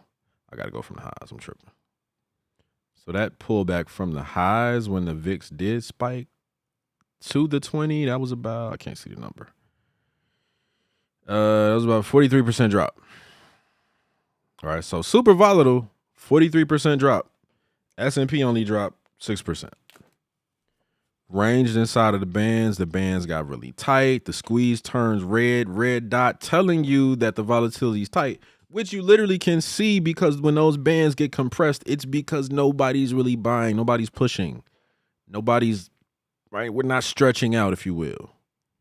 Right. When the big trends happen, these bands just expand because more volatility is coming in. It's price dispersion. More people are buying at all different prices, higher prices, which is why we're above the average. All right. Week chart, where are we right now, though? Right now, looks like we're about to just drop to this 20, just to this 200. We're under the bands. The squeeze just gave us a green dot saying, hey, we do have good volatility. It's kind of flowing back in last week and this week. So if we break the low of this week, yeah, if I'm just eyeing it without any fundamental information, like I didn't like go and look up any articles or do any research on these, like I just look at them raw, just to give you this perspective raw. Yeah, we should push down. All right, you know we love to test this 200. Matter of fact, when was the last time we tested it? Ooh, it's been a while. Oh, it's been a long time. Yeah, it looks like the last time we hit this 200 was 2020. October 26th of 2020 was last time we touched the 200 on the week. And ever since, and even think about this for a second. Let me just add in a little more color. Even this period here, yeah, we were close to the 200. But again, are any of these candles underneath the bottom band? No. So we're not getting truly bearish, like the level of volatility you need on the bearish side to push us lower. Whereas compared to now, are we under the band? Are we getting entire weeks that are there in that type of right? Yeah, we are. So again, these are those setups where it's like if we go lower here, it only makes sense to go lower. Long range, broke out of the range. I don't even on this one for the moment care what the S&P is doing. Because, everything doesn't perfectly match the S&P. All right. So, yeah. It's SMCI. Oh, and then, if I'm on a day chart, which I really wasn't even going to, but. So the day chart went a little bit under its 200.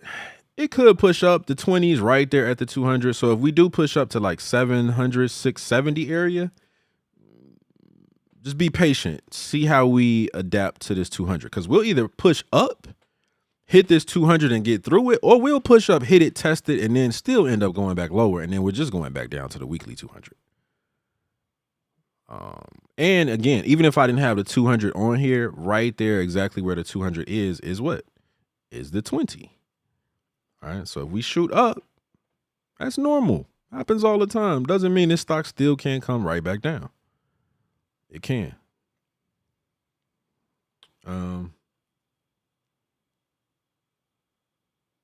Okay. Oh, AVGO.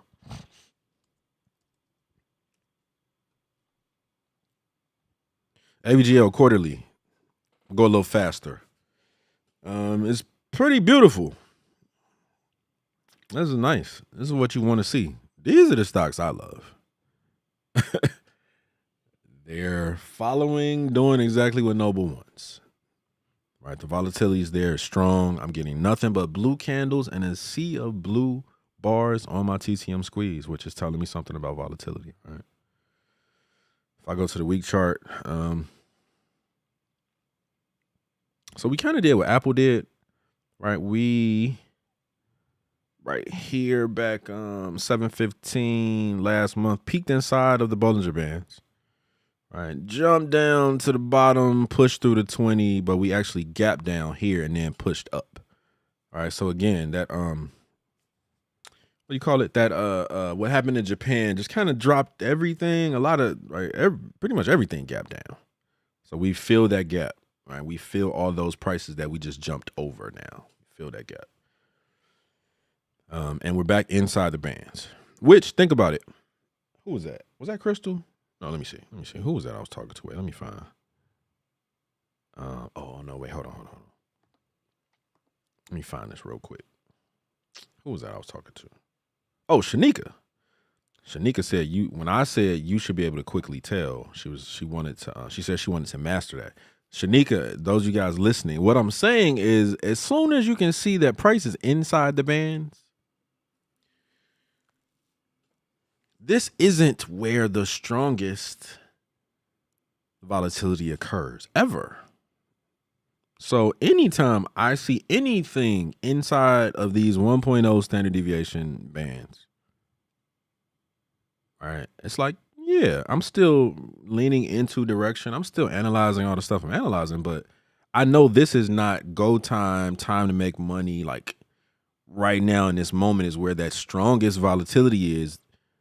That created those 18 weeks on the S&P of very consistent new highs almost every other week that we experienced earlier this year, right? That's what you should love, right? And so here, I'm inside the bands.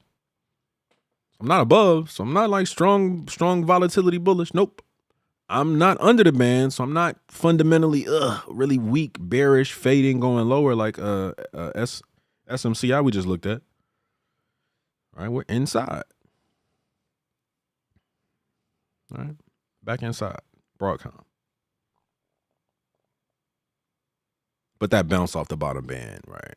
Again, I said that earlier. That was great because it pushed us right back above the 20. All right, so above that 20 is like bullish. But it's real close to the 20, so it's not strong bullish. All right, that's what I want to get you guys to start being able to see and recognize them really quickly. If I go to the day, just for a little more clarity, what happened? We pushed down to the 200, bounced right back up to the 20. Right back up to the 20. Move down, back up to the 20. If I go back to SMCI real quick, this might do the same. I don't know. Maybe we'll do a drop and then run back up to test the 20, right? The 20 and the 200. Same pattern, different stock. Push down, bounced off of something, push back up to the 20. Right? Two different stocks. To me, same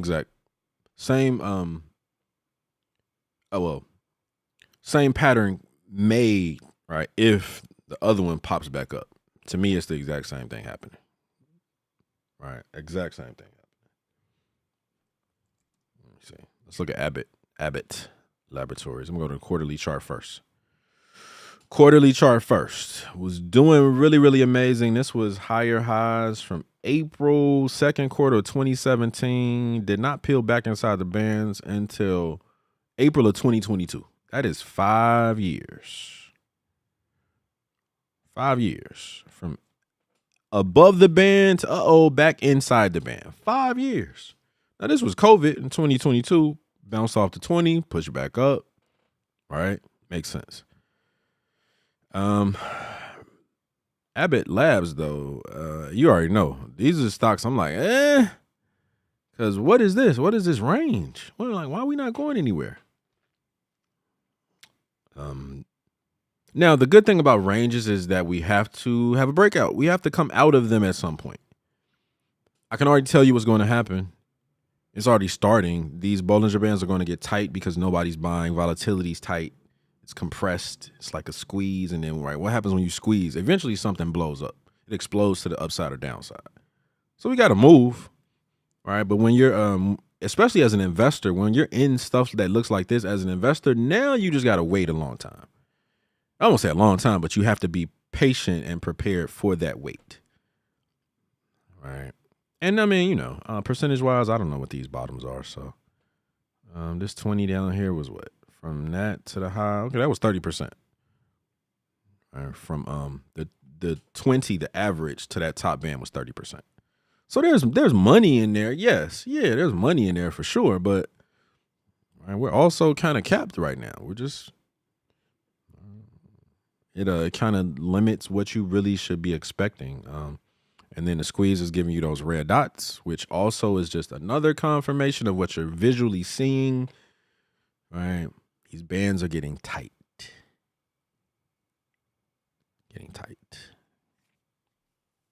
But let's go to the week. So let me get rid of that. So on the weekly, I really like these are, I know I should just be telling you guys what I think without maybe my personal thoughts, but I'm gonna give you my personal thoughts all the time. These are those stocks that to me, I'm just like, something's like, right? And so even if you didn't look at the quarterly chart, what you should notice here is this. And this should throw you off a little bit. Why are we we're under the band? We're under the 200 weekly. We're above it. We're under it. We're above it. We're back under it for a little downtrend. We're above it for like a 8-10 week uptrend. Oh, we're down in it. Right. This will drive you crazy. Right. If we had to compare this to the S&P, the S&P was just a cleaner, simpler year. Right. We had two pullbacks, predictable if you connected them with the VIX. Right. This isn't matching up. So I'm always a little let me lean towards the stocks that, from a trading perspective. Because when it's trading, I don't care about the long-term value of the company and all that stuff. It's trading. I'm trying to make money. Investor, that's a little different. There's a concern, a connection, right? There's more factors. Trading, you're just trading. All right, so trade what, right, is a little bit more forecast friendly. Day chart, a little bit all over the place too. I hate to see these. Like when I see stuff that's at the top band real quick, top, bottom, top, bottom, top, bottom, it's just you're not getting what you want, which is just a clean, trending. All right. So that to me communicates something about this company that I don't like. I don't even know what the thing is specifically, but I know I don't like it. Right? Because why is it stuck in this range? I don't know. Some fundamental information would probably help. I just went to this chart really quick to show you. It looks like we just pushed up to test the 200 on the week. All right, but we tested it and we came right back down. So when we're not above the 200 on the week, not the best. Not the best place to be, especially when the rest of the market is, recovering nicely, pushing back up off this 9.75% correction. All right, Lily. I got a student who I don't know if she's going to do it. I asked, my students are kind of private like me, which I love. Like, they don't care about receipts and posting and proving stuff. To who? What am I posting a receipt for? To prove what to who? And I've literally had people in consults tell me, I just need to let go of this. Like, people legit, I'm telling y'all, it's so real. People love making money and posting the receipt to get that affirmation and the likes from people. It happens. And they just lost 2, 3, 4 times all this week. But as soon as they win, right? That's why I'm a little whatever the word is with receipts. I don't know what you're making. I don't know what you're doing. I don't know if you just lost 10,000 and you made 3,000 a day. You still down 7. I don't know. It is what it is, right? I don't really believe it or not believe it. All right. I just hope you're winning, and I hope you're not.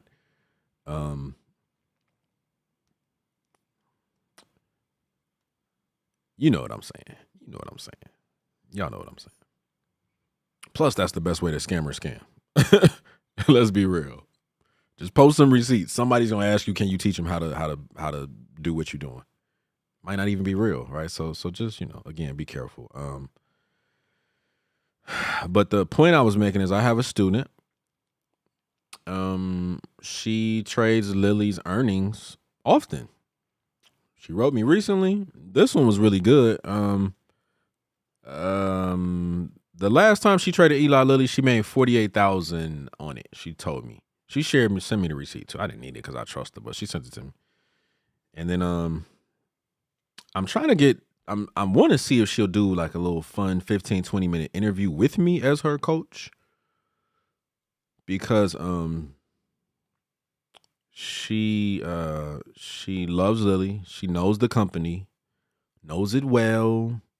Knew what she wanted to do in my class, I don't know, a year or two ago, whenever she took it. She knew she wanted to trade earnings. She's not afraid of putting size on the table. She just earnings. Let me show you real quick. This right here, this earnings. All right. She texted me and was like, hey, I ran my normal earnings play, using your system on Eli Lilly. Should I hold it a little bit longer, or you think I should just go ahead and cut it and take my profit? She had an 805 strike. This thing jumped up to 880. All right, so she made I think like 46,000.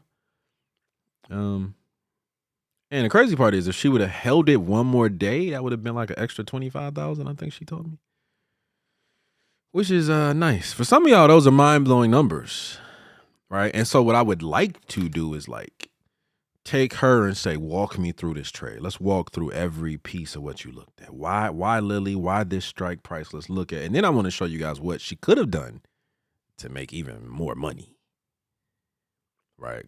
Because she literally could have gotten like an 800% return with one little tweak. 20,000 to 160,000. One little tweak, right? So that's my job, right? I'm here to help you guys make money. Like I'm here to help guide you as best as I can. What you'll notice though is the most personal relationships I have are with the people who've gone through my classes, because you know what I know. I don't have to try to match up what I do with what you've learned, because most of the time I don't care what you learned. It's probably not as proficient as what I would teach you if I could teach you, but I still want to help, right? So anyway, okay. So Lily, amazing stock. Nothing to say. Just looking at the quarterly chart. Thing of beauty. Beautiful. One of the best you'll see in all of the stock market. Beautiful. Literally beautiful. All right. If I go to the week, as you know, they had earnings. So, right. Push to the 20, really, really predictable. We're at the 20, but when we're sitting there, it's like, we're at half court. Who really has the advantage if the ball is at half court? Nobody really. Now, you could technically say the team that's been winning, it's like logical. The team that's been winning, which is the Bulls, right? Clearly, we've been bullish. The stock is bullish on the quarterly charts, the annual. Like, it's beautiful, right? So, yeah, it's still a bullish stock. All right. But even when we hit the 20, doesn't mean we're about to bounce back up. We can go lower. We might come down to that bottom band, right? But all of that has to happen before we really turn bearish. The market gives you 4, 5, 6 different things before a stock turns bearish. So week chart, got that nice bounce, filled the gap, pushed all the way back up because of earnings, right back up to about 900. This is Lily. I'm going to just assume Lily is going to keep doing what Lily does. If you've never thought about trading Lily, you should. There's a few reasons people don't love it. Just prices, spreads, blah, blah, blah. Like, it's not a heavily high volume trade. But again, if you have some training, you're not afraid of earnings, you know how to, you have a really robust system and you're not afraid of earnings. Yeah, you can make money on earnings. Yeah. I mean, because you can lose on any trade. It's like, yeah, you can lose on earnings because it's so volatile. But is it really volatile with a stock like Lilly? Go back and look at the last 5 years of earnings on Lilly. Don't trust me. Go back and look. Okay, so that's Lilly. It's beautiful. Probably going to push right back up to 950. Even though this week so far, let me see what we've been doing this week. This week. This week is today. I forgot it was Monday. Okay, so yeah, so we didn't really do nothing. Just pull back a little bit. Sitting at the top band. All right, bullish on the 4 hour, bullish on the quarterly, bullish on the week. Direction's easy. Now it's just, okay. Right. What type of trader am I? Am I looking at the 4 hour? Does that match up with my life? The week? Right. Then now it's making this a non-crazy stressful addition to my life. Too many people are trying to trade, and the trading is literally making your life so stressful you can't even really trade. Or you're just struggling because of that factor. So that's Lily. Elf. Oh, I typed the wrong thing. Okay, Elf Beauty. Go to the quarterly real quick. I don't know what that percentage is. Let me check it real quick. Last time we got above the top band all the way to the highs. That was like a 600% return. That's 2022. So that's pretty amazing. That's pretty amazing. Elf Beauty. I got an ex who used to love Elf. I bet she ain't even investing. It's crazy, boy. It's crazy. Elf Beauty. Okay, so beautiful on the week. I mean, quarterly, as we can tell. I'm saying the same thing I said earlier. If on any time frame we're high above that 1 standard deviation band, we start coming back down strong. Where are we going? We're trying to. We don't always get there, and these bands kind of move. They're what's called dynamic support and resistance, right? So think of this as just support and resistance. If we come down to the top, we should theoretically bounce if the volatility remains strong. But the bands will look different right now versus like a week later, depending on what happens, right? So back here, I'm pretty sure that looked a little bit closer to that top band, right? If we continue to push down for whatever's happening in this quarter, where are we going? Right here? All right, so if I went to the week, let's see what that is. Is there a 200 or something down there? So yeah. So 200's down there. Got a little bit of a red bar on the squeeze. So yeah, in the short term, that might be what the market is on. Maybe we got a lot of orders down there at 80, 75, right? To test the 200. Last time we tested it was, what was it, COVID? No, 2022. Yeah. Last time we tested it was 2022. Right. Under the band, got real close, crossed back over. Now we're bullish, and now we're up. Right. So that's a long pull back to the 20, bouncing. Back here for a while. Got back bullish, right? Strong, nice push. A big ugly bar right there, ranging inside of here. Tried to get back to these highs, could not get there. For whatever reason, couldn't get there. So this is interesting to me. Like, I don't know if you've been watching it. 617, 624. That we couldn't go any higher. Like, why didn't we get? Was it reports? Was it something from the company? Like, what happened fundamentally here that did not allow us to retest those highs? And then is that thing that happened, is that like something we need to be worried about in terms of this company's performance? Was it like a new CEO? I don't know. Just right, you want to ask a million questions. All right. When I see stocks that get that close and then just fade, I'm like, what is that? Why did that happen? Right. But yeah, on the weekly right now, we're trying to push a little bit lower. Got a 200 to drop down to, so definitely be aware of that. And then Z scalar. Let me check in with you guys for a second real quick. I don't even know how many people are still watching. Oh, okay, cool. Got a few eyeballs. Let me go back. Okay, I got way too much on this chart, so let me take all that off. Okay, quarterly. So, Z scalar, I forget what they do, but you should know because you asked me. I'm on the quarterly. We need 20 bars to even have the Bollinger Bands, right? The handles, right, on any time frame. So clearly right in here, right, we made some amazing highs. Where do we go? Where do we run from? Z-scalar ran from these lows and was it 2020 all the way up to the highs? That was 1,000%. That's amazing. That's 1,000% in what? 2 years? 2 years. Okay. And it looks like, and this is a huge range in terms of like the actual scale of it, right? Because that's 125 to 250. So this range right here in this one quarter literally is 100% or 50% if you were right. We dropped from 250 down to 125.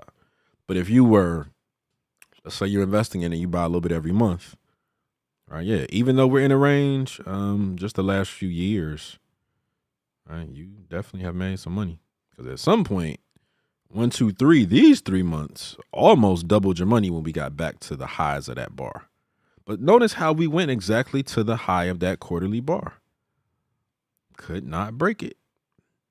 Never got above the top band. Couldn't sustain right there, right? So that's the quarterly view. It's ranging a little bit above the 20. But this is one of those to me that's like, it needs a real catalyst to get back bullish. And if it doesn't get that catalyst, it'll be bearish in a certain amount of time. Right? If I go to the week chart. So made a nice move, right? Struggled to get above its 200 on the weekly for a while. Whew.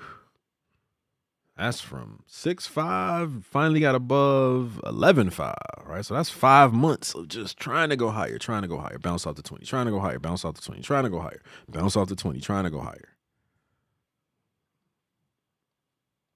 Right. The cool thing about this little area or this little, right, it's congested, sure, but every bounce was off of the 20, which is why I'm always teaching and talking about these 20s. Right. All we did was hit the average. No real need to fear. Tried to test it, okay. Pull back, still at the average, still on, right, the bull side of the court. Pushed again, still above the average. Finally got through it. You know we're going higher because we've been trying to go higher for 5 months. Right. Now this was a strong pullback. Really strong pullback here. This bar here alone should have told you. Yeah, we have some bears here lurking. That pushed down really hard. The very next week, we closed inside of that bar. We finally pushed lower. We had a 200 to go down to. We went down to the 200, pushed lower, ranged in this for about a good 10 weeks. Finally pushed higher, but really didn't get enough buyers. Right, so we did push higher. Got a little bit above the band, but then we got those red dots. All right. I'm giving you guys the keys. I'm giving y'all the keys, the code, all of that stuff. Right? Because, and what I'm saying is this, that red dot on 7/15 was right there that week. And that red dot is telling you, I don't have enough volatility. I'm probably not going to start a new trend. Yes, I'm above the band, but I don't have the volatility. Came right back down. And when we get those red dots again, you're just jumping from top band to bottom band. I wouldn't be surprised this week, if we push up to 190 again, right back up to test the 200 again.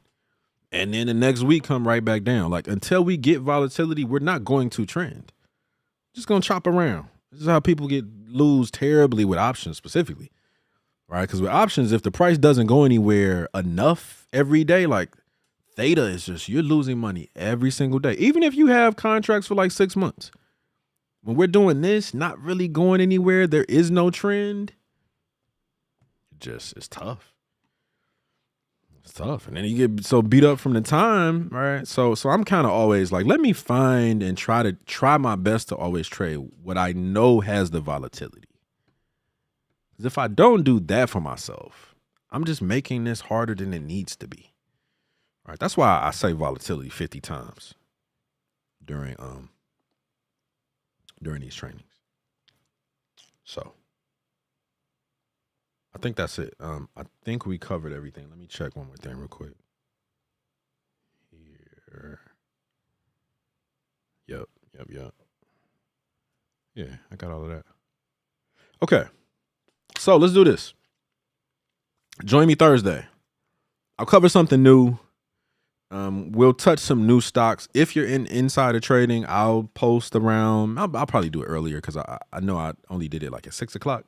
So if I posted in the morning, I would have got a lot more stocks. But I also don't want to make this like a 3-hour show.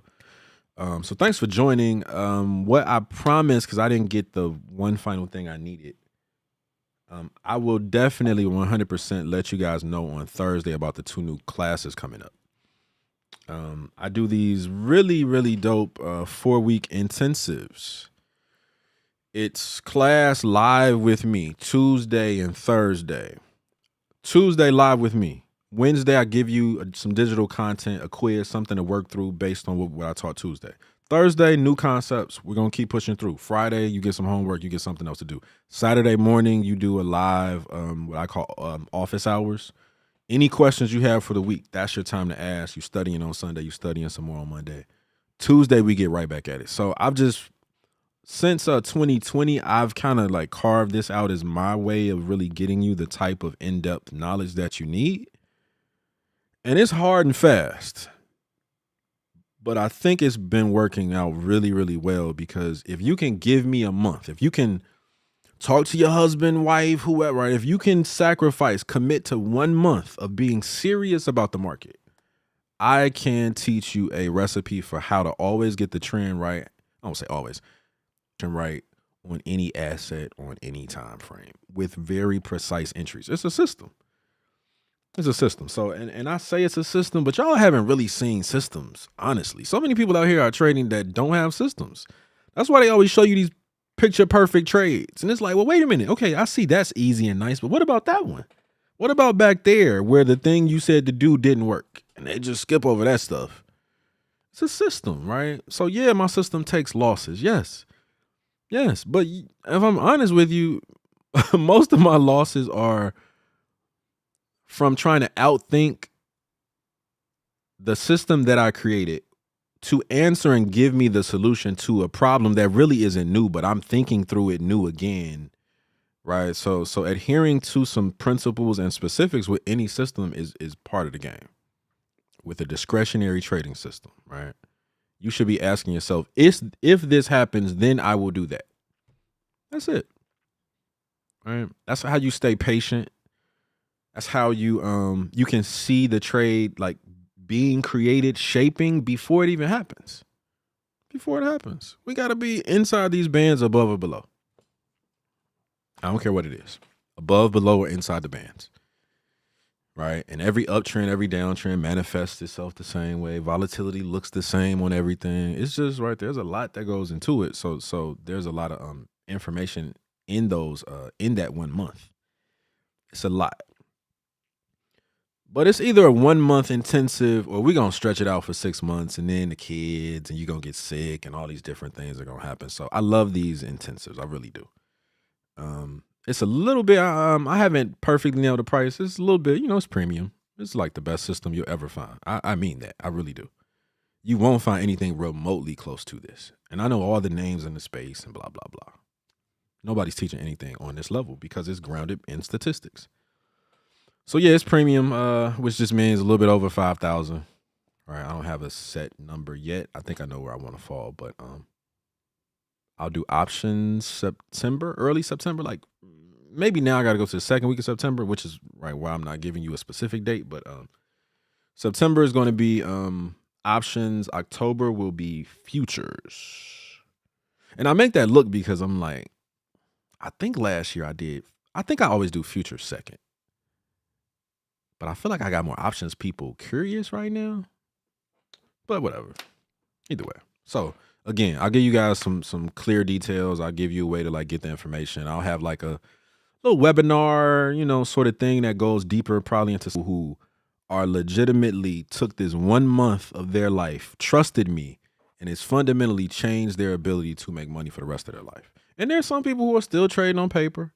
There's still some people who write it like, so I'm super honest. Like not every single person is just blowing it out of the water, killing it. No, but do my students get what they need, which is clarity, which is depth, which is more understanding? Why does this work? Yes.